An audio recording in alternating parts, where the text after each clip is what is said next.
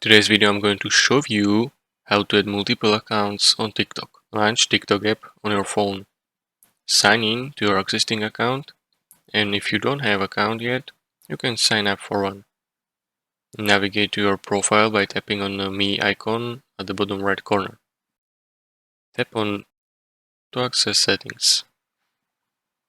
Scroll down in settings menu and tap on Add account. Choose either sign up for a new account or log in with existing one. If sign upping, enter your email address and create password. If logging in, enter your credentials of your other TikTok account. Once you add multiple accounts, you can switch between them easily.